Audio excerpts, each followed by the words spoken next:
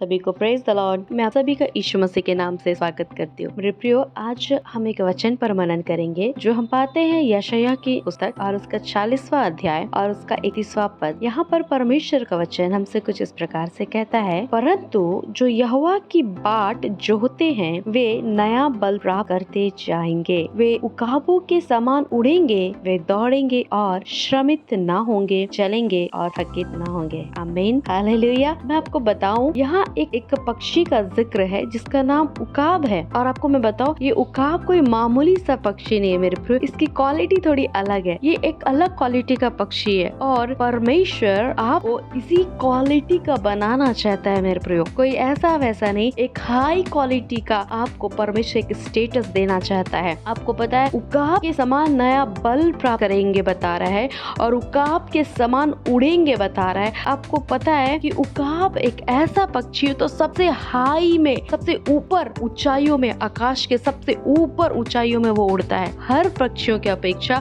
उकाब एक ऐसा पक्षी तो बहुत ही हाई लेवल की उड़ान को वो उड़ता है। और परमेश्वर आपको ऐसा ही क्वालिटी देना चाहता है मेरे प्रियो। और वो भी पता है कब?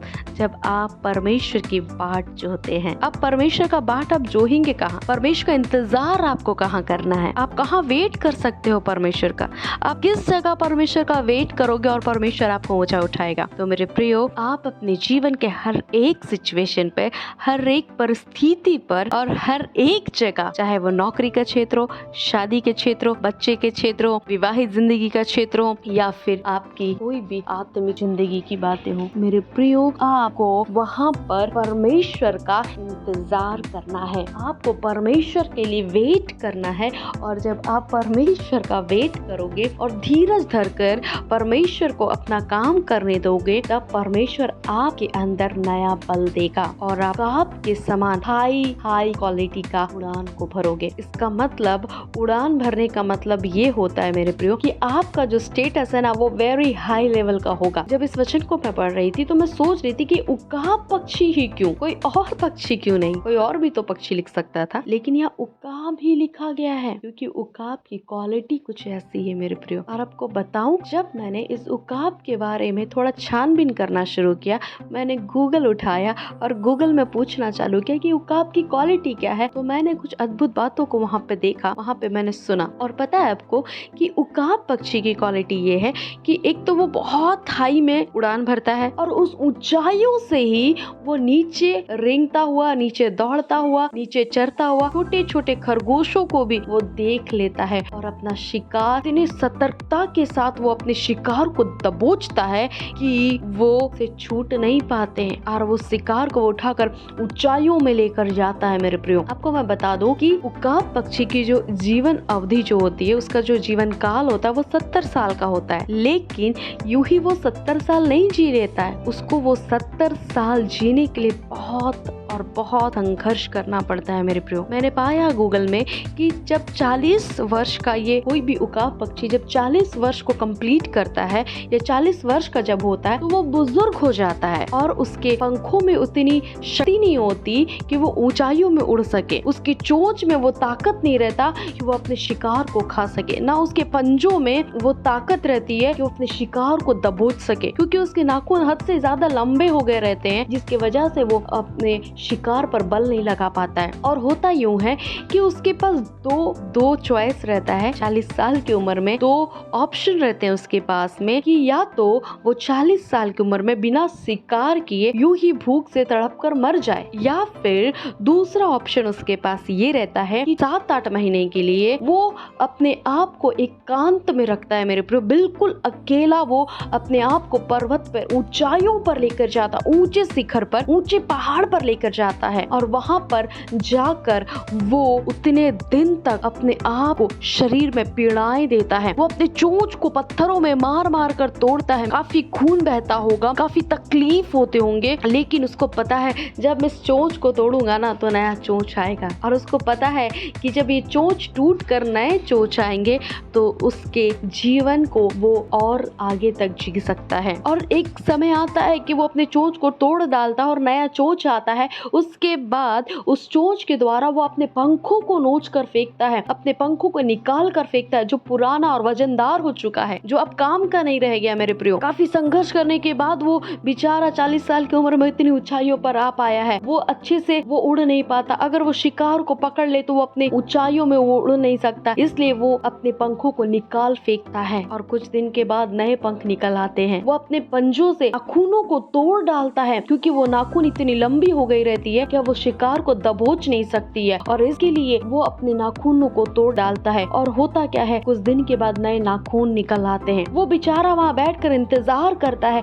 वो बाट जो होता है उस दिन का कि एक दिन ऐसा आएगा, इतने संघर्ष करने के बाद एक दिन आएगा कि मेरे पास नए पंख, नए चोंच और नया नाखून होगा और मैं फिर से उसी गति में अपनी उड़ान को भर सकूंगा। मैं फिर से अपने पेट के लिए वैसे ही शिकार कर पाऊंगा। और वो 40 साल की उम्र में वो निर्णय को लेता है, और जब ये हो जाता है मेरे प्रियो, तो नई चीजें आने के बाद वो फिर से पहले के समान, जवानों के समान वो बल प्राप्त करता है और फिर से अपनी 30 साल की आयु को वो एंजॉय करता है। मेरे प्रियो, परमेश्वर यही तो आपको यहाँ बता रहा है कि अगर आप परमेश्वर की बाट जोहिएगा तो आपका जो उड़ान है ना, वो उकाब के समान हो जाएगा। उसने 40 साल में स्ट्रगल किया, 40 साल के बाद उसने संघर्ष किया 7-8 महीने का, और उसने 30 साल तक अपने आयु को बढ़ाया। और वो 8 महीना संघर्ष करने के बाद उसने 30 साल के लिए आनंद को प्राप्त किया मेरे प्रियो।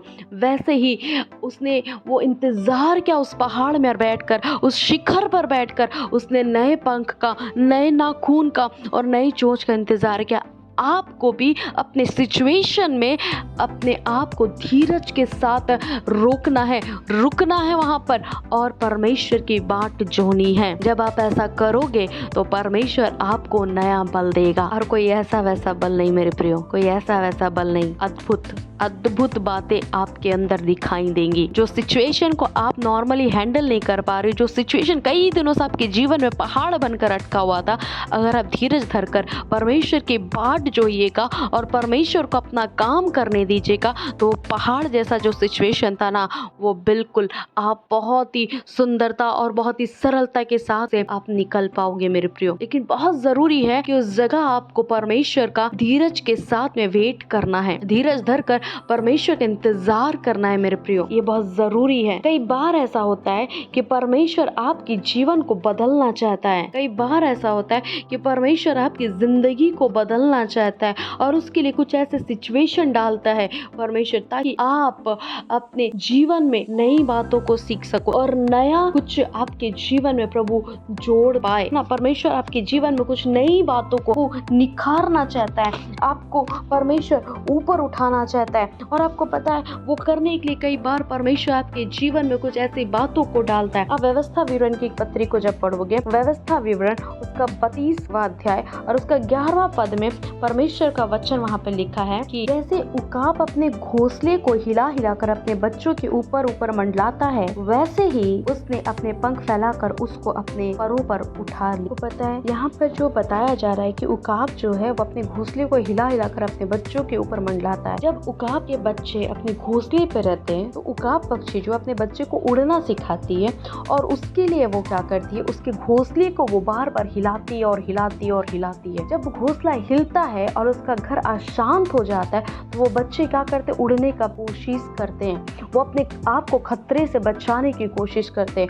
और जब वो उड़ने का प्रयास करते हैं मेरे प्रियो, तो होता क्या है कि पहली बार जब वो उड़ रहे हैं तो जाहिर सी बात है फर्स्ट टाइम में वो उड़ना नहीं सीखे रहते, वो गिरने लगते। लेकिन उकाब जो उसकी माँ रहती है ना, वो उस बच्चे को बच्चे के नीचे से जाकर अपने पंखों को फैलाकर अपने बच्चे को पंखों में वो सहारा देती है, तो अपने बच्चों को वो गिरने नहीं देती है मेरे प्रियो। वैसे ही परमेश्वर आपके जीवन में कई बार ऐसे सिचुएशन को डालता है कि आपका जीवन में बदलाव आए, आपको कुछ निखारने के लिए, आपके जीवन में कुछ उन्नति देने के लिए, आपके जीवन से परमेश्वर अपनी महिमा को लेने के लिए कुछ ऐसे सिचुएशनों को डालता है, और आपको लगता है बस बहुत हो गया, अब तो मैं इस जीवन से नहीं जी सकता, अब मैं इतना स्ट्रगल नहीं कर सकता, मेरे जीवन में वो घटी और कमी क्यों, मेरे जीवन में वो परेशानी क्यों। मेरे प्रिय, मैं बताना चाहती हूँ, आप उस परेशानी को देखकर घबराना नहीं, आप उस सिचुएशन को देखकर डरना नहीं, क्योंकि परमेश्वर आपको उड़ान सिखाना चाहता है, परमेश्वर आपको हाईएस्ट में लेके जाना चाहता है, और परमेश्वर चाहता है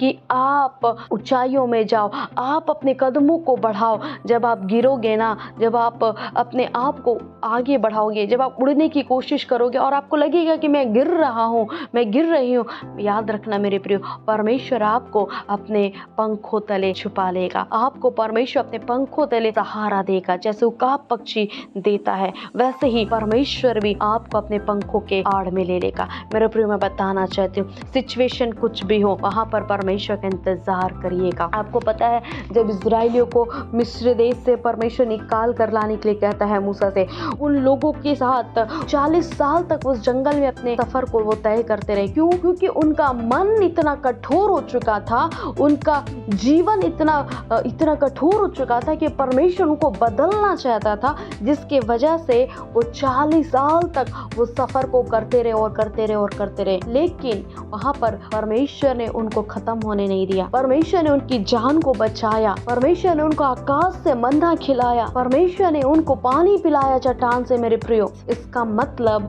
कि परमेश्वर अगर आपको बदलना चाहता है, आपके सिचुएशन को बदलना चाहता है, तो जब तक आप परमेश्वर पर धीरज धरकर उनका इंतजार नहीं करते, परमेश्वर आपके साथ वो बार बार एक प्रैक्टिकल करता जाएगा। परमेश्वर चाहता है कि आप उड़ो। परमेश्वर चाहता है कि आप ऊंचाइयों में जाओ मेरे प्रियो।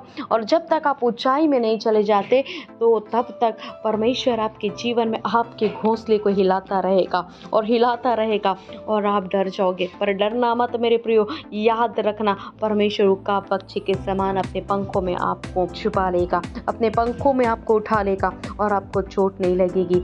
आप अंततः ऐसा दिन आएगा कि आप सच में आकाश में, जैसे उकाब के पक्षी उड़ पाते हैं, उकाब के बच्चे उड़ पाते हैं, वैसे आप भी एक हाई लेवल का उड़ान को उड़ पाओगे, एक हाई लेवल की जिंदगी को जी पाओगे। स्पिरिचुअल रेल में आपकी उन्नति होगी, और जब स्पिरिचुअल रेल में आपकी उन्नति होगी, तो जाहिर सी बात है मेरे प्रियो, या आपका संसारिक जिंदगी भी बेहतर होता जाएगा। प्रभु इस वचन के द्वारा आप सभी को बहुत आशीष दे। अगर आपने आशीष पाया है मेरे प्रियो, प्लीज इसको लाइक करिएगा, सब्सक्राइब करिएगा और शेयर तो जरूर करिएगा। ईश्वर सभी को आशीष दे। आमीन।